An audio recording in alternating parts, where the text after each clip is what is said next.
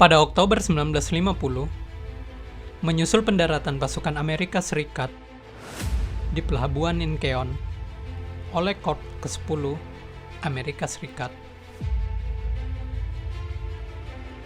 Pendaratan ini dilakukan atas keputusan Amerika Serikat untuk terlibat langsung dalam perang di semenanjung Korea.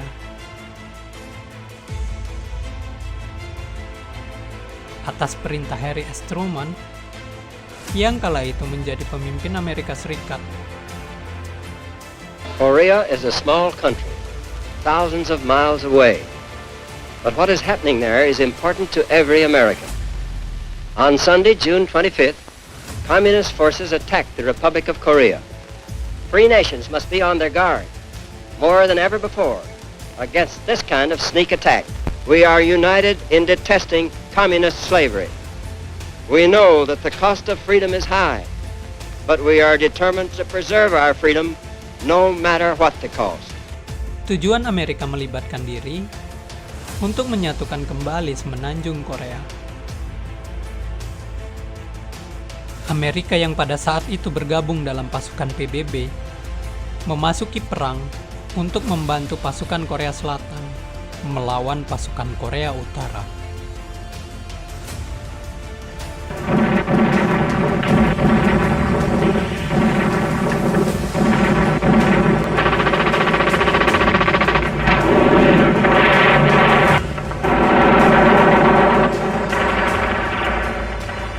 Namun, hal yang tidak disadari oleh Amerika nantinya, ini akan menjadi salah satu pertempuran yang brutal.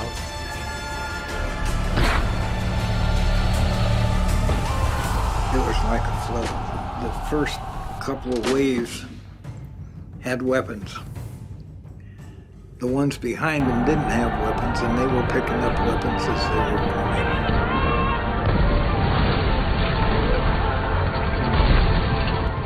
Oh, they were noisy. They had whistles and horns and bugles and everything that they blow when they come on the invasion. They had us pinned down there for a while. Banyak tentara menjadi korban dalam pertempuran ini. Baik korban ketika perang berlangsung, maupun korban di luar kondisi peperangan.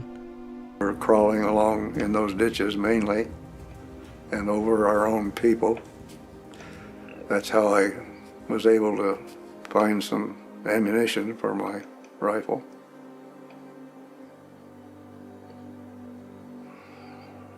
Picked up some dog tags.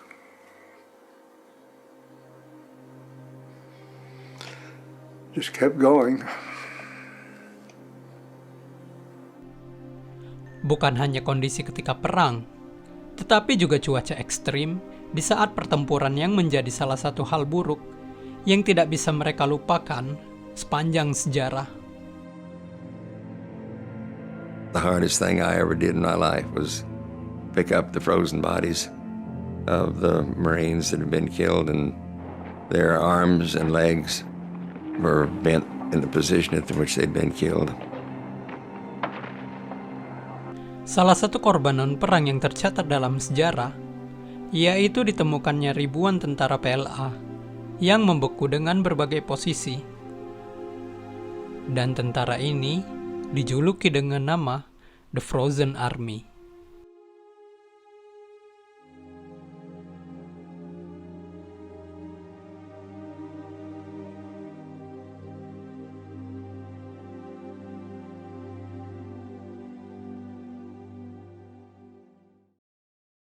Pada tanggal 15 September 1950, pasukan PBB yang dipimpin oleh Jenderal Douglas MacArthur melancarkan operasi Chromite dan melakukan pendaratan besar-besaran di pelabuhan Incheon. MacArthur took the chance and tried to conduct a landing there at high tide, which only had a range of a few hours to debark troops there. And also, it wasn't a good beach at all. There's a seawall there. But the enemy didn't expect us to land there. So it became a tremendous surprise to the enemy. And it wasn't very well defended. Rupanya pendaratan di Incheon ini berjalan sesuai dengan rencana MacArthur dan berhasil memukul mundur pasukan Korea Utara. The success at Incheon changed everything. The North Korean supply line was cut. There was a direct route from Incheon into Seoul, which is the capital, and taking it was not only a military victory, but also a psychological one and a political one as well. Success at Incheon was a bold stroke of genius. MacArthur yang sangat percaya diri setelah melihat kondisi peperangan, menyatakan kepada Presiden Truman bahwa ia dan anak buahnya akan mengakhiri peperangan ini dengan perayaan Thanksgiving. MacArthur tells the troops and his commanders that the fundamental goal of the Korean War, to unify the peninsula under the control of the South Korean government, will soon be accomplished. And he says to the soldiers, I hope you boys will be home by Christmas. Kemudian MacArthur berencana untuk melakukan pengejaran kepada sisa-sisa pasukan Korea Utara yang melarikan diri, dengan menunjuk divisi ke-1 dari Korps ke-10. The goal begins to change now, because what MacArthur first thought was, well, we'll just disintegrate the North Korean army and we'll reestablish the borders. But then he begins to realize, maybe I can pursue the North Koreans into their own country, into North Korea, and destroy the last remnants of that army. Namun, dalam misi pengejaran ini, cuaca buruk menjadi tantangan yang harus dihadapi oleh pasukannya. Karena misi pengejaran ini dilakukan bertepatan dengan puncak musim dingin. Bahkan dalam sejarah tercatat, suhu pada saat itu mencapai minus 38 derajat Celcius.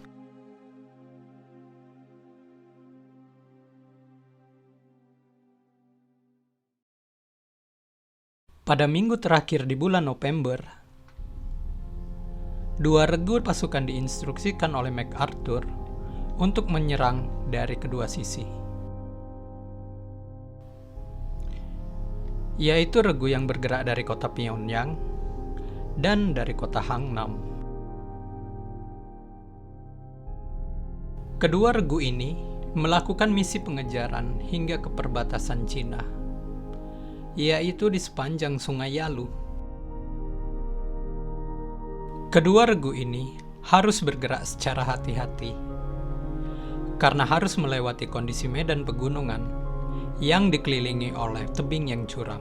It was real hazardous for us because that main supply route was an ox trail. That's all it was. Oftentimes it's just one lane wide along a side hill cut with a big bank on one side and then a plunging cliff on the other. We advanced rather slowly because that's about the only way you could walk up there. You had 2 directions to go up in North Korea, and that was either straight up or straight down, because it was a very mountainous, very rugged terrain. Selain itu, pasukan harus dituntut untuk bergerak lebih cepat sebelum datangnya musim dingin yang brutal yang akan melanda wilayah tersebut dan membuat keadaan mereka semakin lebih buruk. Setelah menempuh jarak yang cukup melelahkan, akhirnya pasukan ini tiba di sebuah wilayah yang bernama Hagaruri, yang berada di sekitar Waduk Chosin, untuk mendirikan base pertahanan, serta menempatkan beberapa pasukan di sisi barat, di wilayah Yudanmi, dan di sisi timur, di sekitar Waduk Chosin. We finally got into a village called Udamni, and it was just the most desolate country you ever wanted to see. A pile of boulders and rocks, and of course snow and wind. Everybody was grumbling and crabbing, but that's the Marine Corps. If you're not crabbing, you ain't a Marine. Dengan menempatkan regu pasukan di sisi barat dan timur Waduk Chosin, untuk melindungi pertahanan dari kedua sisi.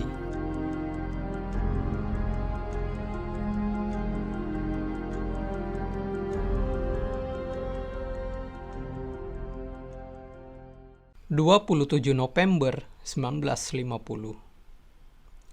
Ketika orang-orang sedang beristirahat, sebelum datangnya gelombang serangan besar dari pasukan Tiongkok yang bergerak dari Sungai Yalu. Dikabarkan ada sekitar 120.000 pasukan yang bergerak ke arah kamp mereka dan melakukan pengintaian di balik pegunungan di sekitar Waduk Chosin.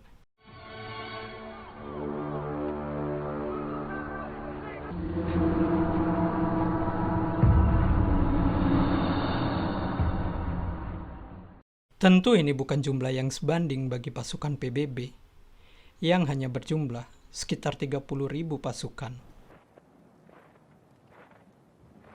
There was one tree up in that hill, a fully grown tree with pine branches. And I took my entrenching tool and knocked some of those branches off, and I laid it down, put my sleeping bag on top, and I was going to get a good night's rest. Dan tibalah malam serangan yang mengejutkan mereka. And I heard bang, bang, bang. Flares, like a bugle blowing, whistles, clangs, screaming, and illumination flares being shot up. So we set up our fields of fire and defense positions. Brace for the attack. Tentu serangan ini sangat mengejutkan pasukan PBB. Dan ditambah lagi, gelombang pasukan yang datang dalam jumlah besar dari pasukan Tiongkok seperti tiada habisnya. First sergeant was screaming for everybody out. Sir, they're coming from everywhere.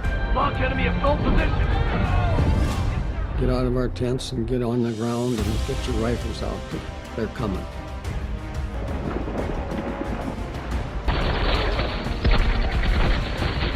Pasukan Tiongkok yang datang dalam beberapa kelompok menyerang dari segala sisi, sehingga membuat pasukan PBB tidak siap dalam menghadapi serangan. All of a sudden, here come a whole bunch of Chinese. They were in these quilted uniforms, coming down inside our perimeter, down the valley, toward us.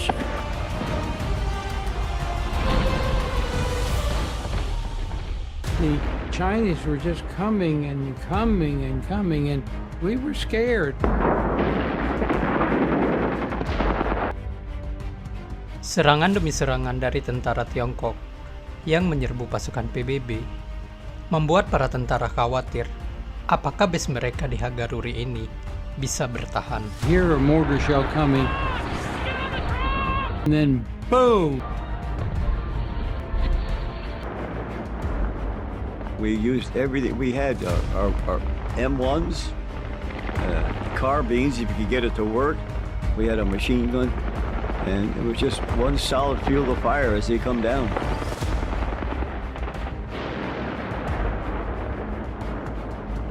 Some Chinese communist jumps up about 10 yards out in front, and somebody yelled, "Duck, he's got a grenade."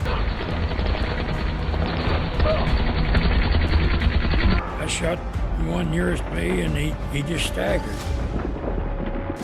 I had to shoot him twice before he went down. You didn't have to look where they were. They were back here, in front of you, around you, right in the middle of you.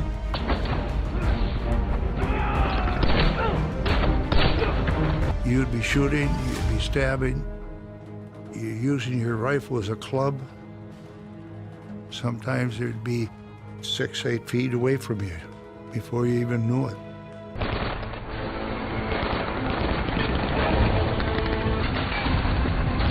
Get back! Take cover! Get up! Hurry! Get in the truck! Knock them out! Ini seperti mimpi buruk bagi mereka, mengingat betapa mengerikannya serangan yang mereka hadapi pada malam itu.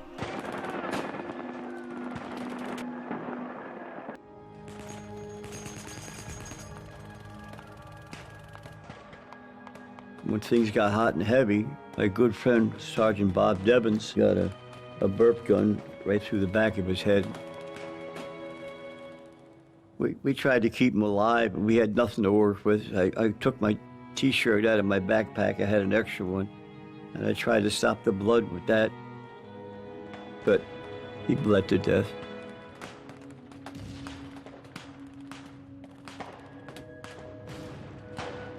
We were just hanging by a thread.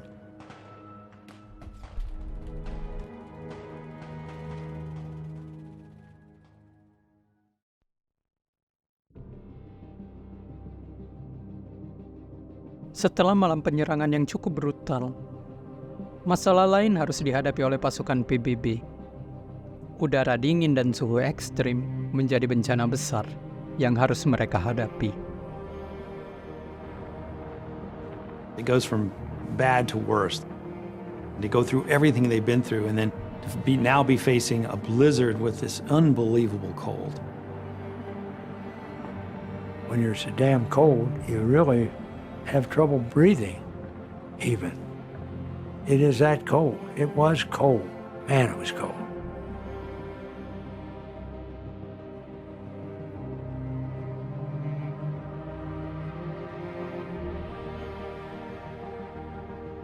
I felt, how are we ever going to get out of here?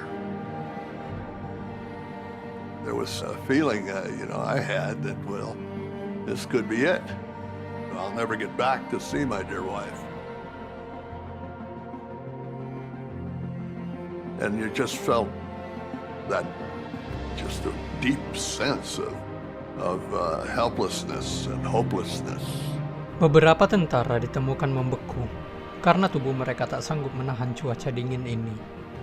Rata-rata korban yang kehilangan nyawa ini adalah tentara yang mengalami luka cukup parah dan tidak bisa bertahan dalam suhu dingin, sehingga mengakibatkan tubuh mereka menjadi kaku. They used some explosives to blast off the top part of the dirt, and then they could get a bulldozer blade in there, and they made a big hole.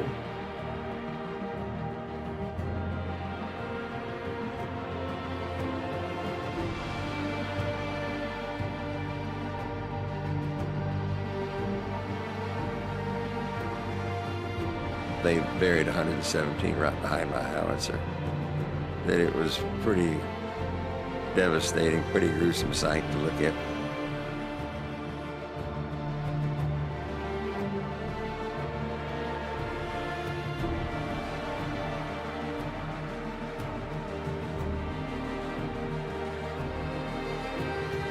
One very close buddy, he was a Detroiter, and he was killed at UDME.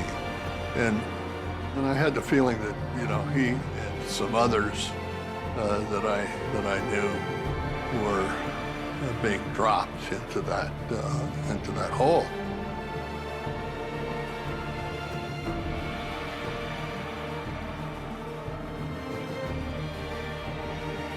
Regimental Intelligence Officer Captain Todd of France was one of them.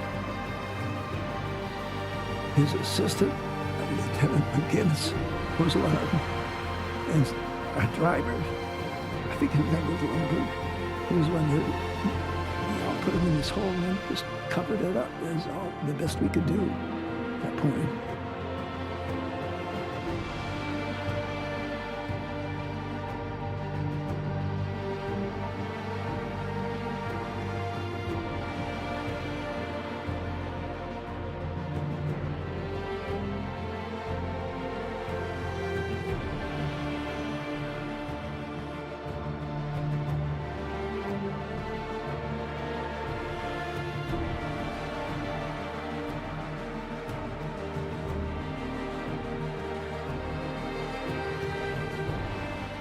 Terima kasih telah menyaksikan video ini hingga akhir.